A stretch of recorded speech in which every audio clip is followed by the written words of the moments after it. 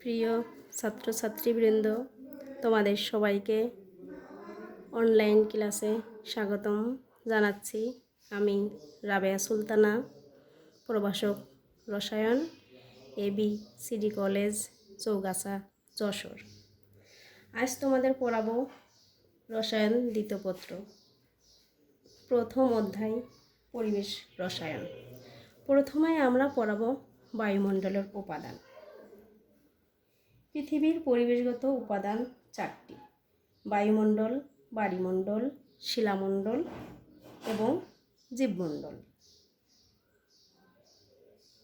এখন আমাদের এই চ্যাপ্টারে, আমাদের সিলেবাসে বায়ুমণ্ডল সম্পর্কে আছে, সুতরাং আমরা শুধু বায়ুমণ্ডল সম্পর্কে একটু আলোচনা করব। প্রথমে জানতে হবে বায়ুমণ্ডল কী। ভূপৃষ্ঠের উপর থেকে প্রায় 500 কিলোমিটার পর্যন্ত যে অদৃশ্য গ্যাসীয় আবরণ পৃথিবীকে ঘিরে রেখেছে তাকে বায়ুমণ্ডল বলে। বায়ুমণ্ডলের বিস্তৃতি তাহলে কত? ভূপৃষ্ঠ থেকে 500 কিলোমিটার পর্যন্ত। 500 কিলোমিটার পর্যন্ত।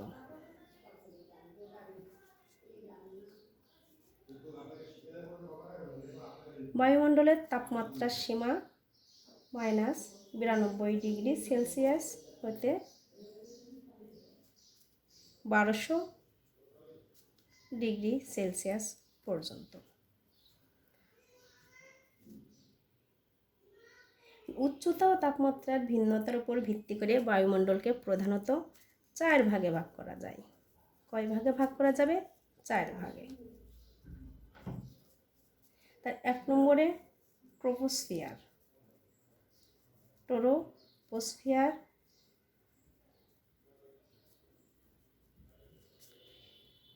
2 নম্বরে আছে স্ট্রাটোস্ফিয়ার, স্ট্রাটোস্ফিয়ার,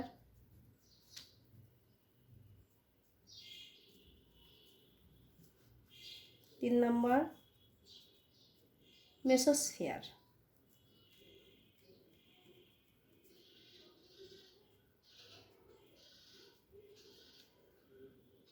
4 নম্বর থার্মোস্ফিয়ার।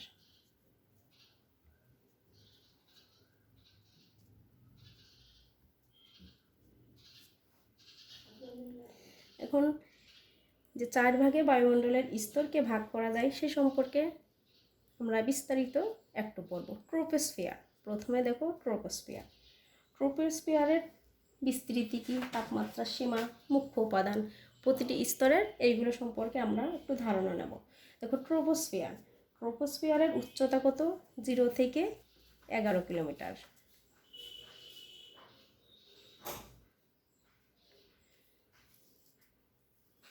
ট্রপোস্ফিয়ারের উচ্চতা 0 থেকে 11 কিলোমিটার।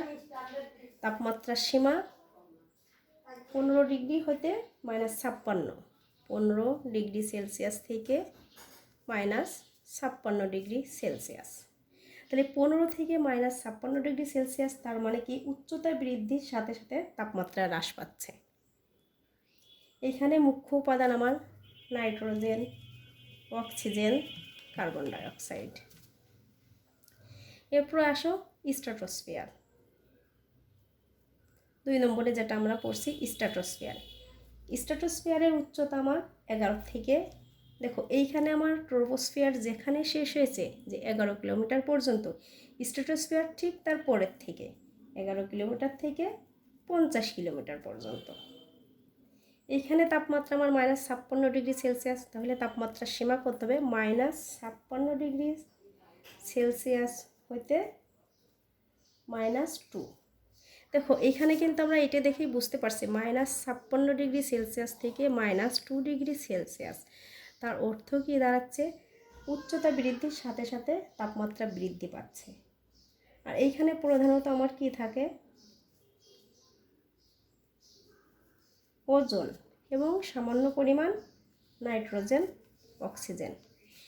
স্ট্রাটোস্ফিয়ারের অঞ্চলের প্রধান যে উপাদান সেটা কিন্তু ওজোন, কারণ এই ওজনের জন্যই স্ট্রাটোস্ফিয়ার অঞ্চল দিন দিন ক্ষয়প্রাপ্ত হয়ে যাচ্ছে। এরপর আসো মেসোস্ফিয়ার, যেটা 3 নম্বরে আমরা বলছি মেসোস্ফিয়ার। মেসোস্ফিয়ারের উচ্চতা এই যে 50 কিলোমিটার থেকে 85 কিলোমিটার পর্যন্ত।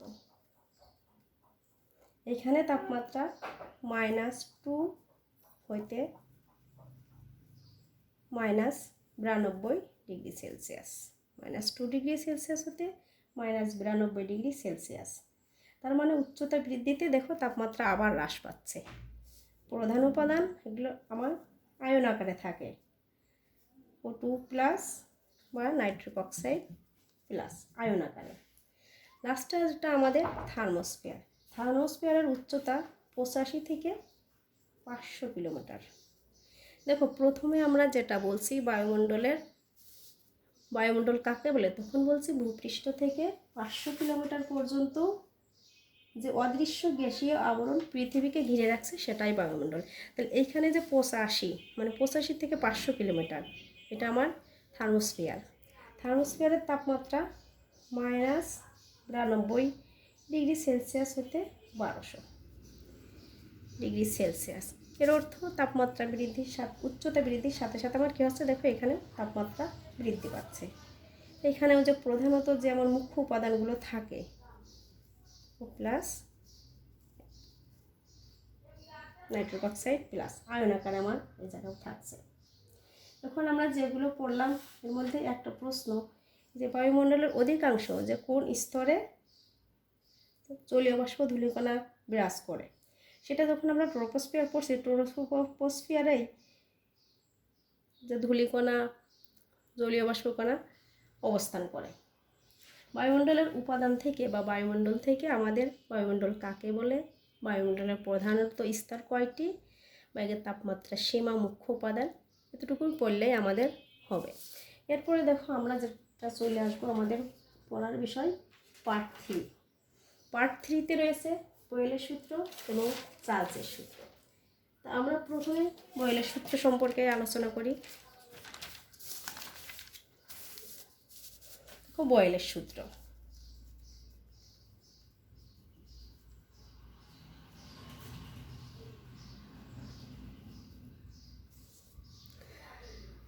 আইরিশ বিজ্ঞানী রবার্ট বয়েল 1662 সালে পরীক্ষা নিরীক্ষার মাধ্যমে লক্ষ্য করেন গ্যাসের চাপের উপর আয়তনের একটি প্রভাব আছে। তারপরে দেখো বয়েলের সূত্র মানে কার কার সাথে সম্পর্কিত, গ্যাসের চাপের সাথে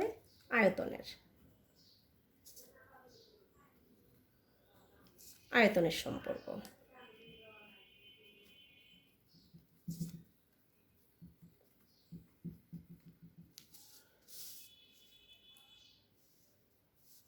এখন চাপ এবং আয়তনের সম্পর্ক, এই জায়গায় আমাদের আরেকটা জিনিস মনে রাখতে হবে, চাপ প্রেশারকে আমরা কি দ্বারা প্রকাশ করি, পি, আয়তন ভি।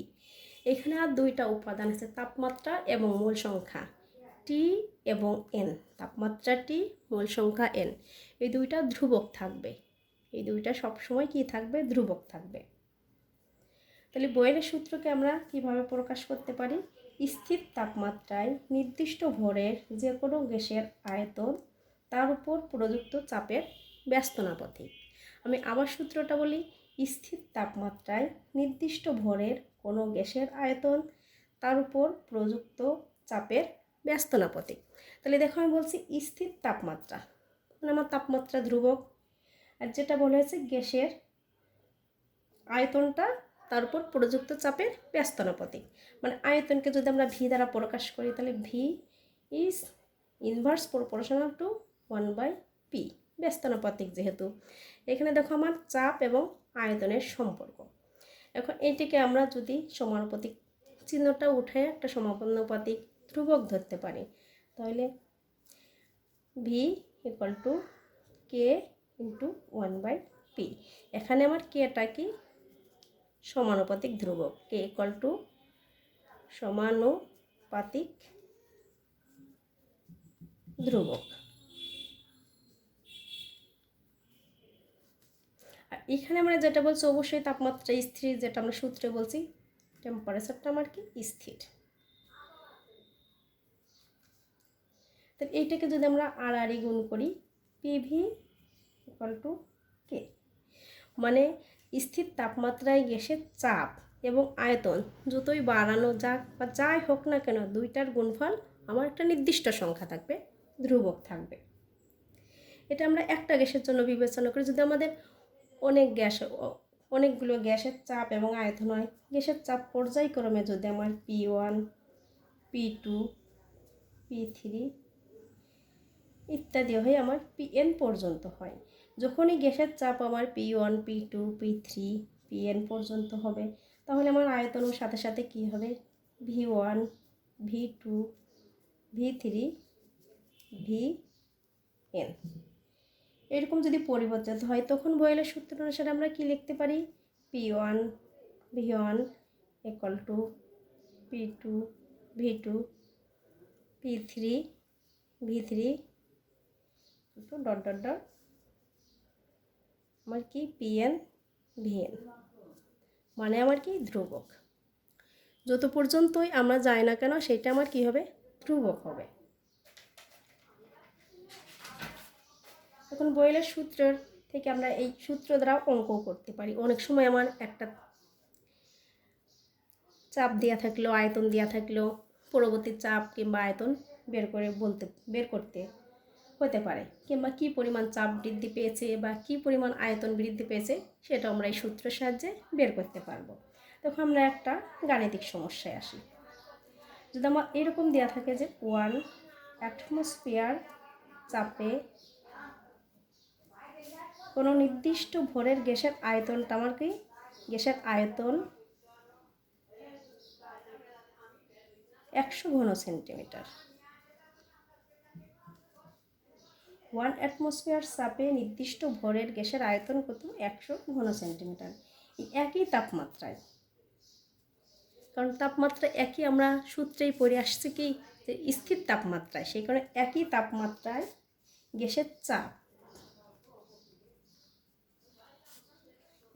একই তাপমাত্রায় গ্যাসের চাপ পরিবর্তন করলে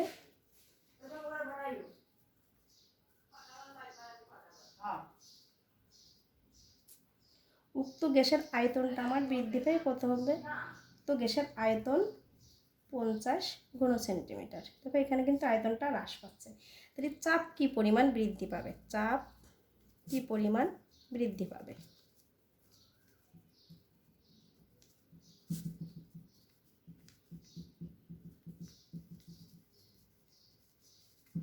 দেখো আমার এখানে দেখো প্রথমে আয়তন দিয়ে আছে 100 ঘন সেন্টিমিটার, পরে আয়তন কি হয়েছে? 50 ঘন সেন্টিমিটার। তাহলে চাপ কি পরিমাণ বৃদ্ধি পাবে? দেখো এটা কিন্তু আমরা নিঃসন্দেহে বলতে পারি চাপটা বৃদ্ধি পাবে। আয়তন যেখানে আমার কি হয়েছে? হ্রাস হয়েছে। সূত্রে আমরা দেখো ভি এবং পি ব্যস্তানুপাতিক, এই সূত্র দেখেই কিন্তু আমরা বুঝতে পারছি ব্যস্তানুপাতিক মানে কি।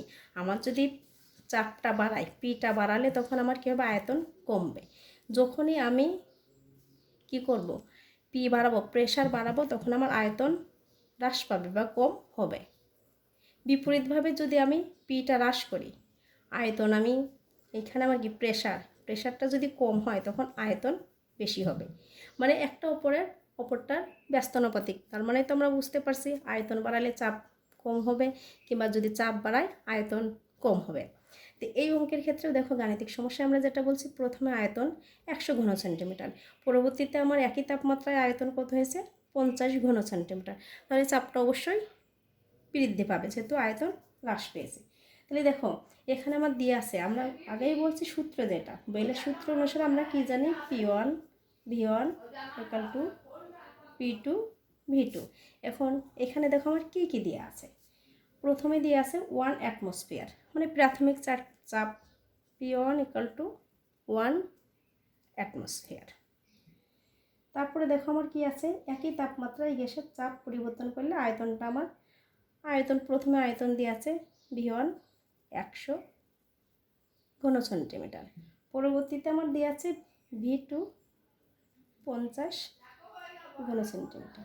তাহলে পরবর্তীতে যে চাপটা P2 equal to হয়, দেখো P2 আমার দেওয়া নেই। তাহলে এই সূত্রের সাহায্যে আমরা বের করতে পারবো P2 equal to P1 V1 by V2। দেখো এখানে আমরা যদি গুণ করি, equal to 2 অ্যাটমসফিয়ার। আমার যদি এইখানে বলতো যে পরবর্তীতে চাপটা আমার কত, চাপের পরিমাণ কত বা চাপ নির্ণয় করো, তাহলে এখানে আমার 2 অ্যাটমসফিয়ার, এখানে আমার উত্তরটা হয়ে যেত।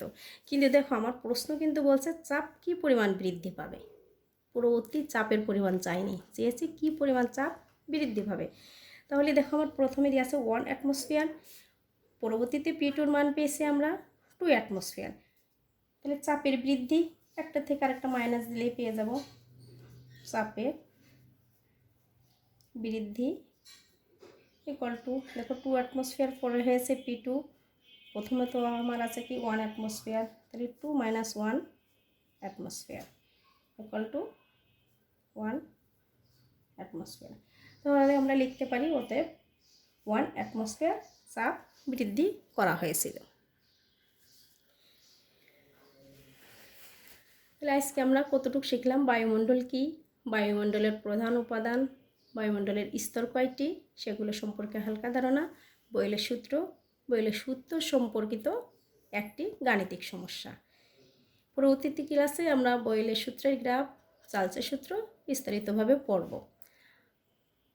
আজকে আমরা এখানে ক্লাস শেষ করছি।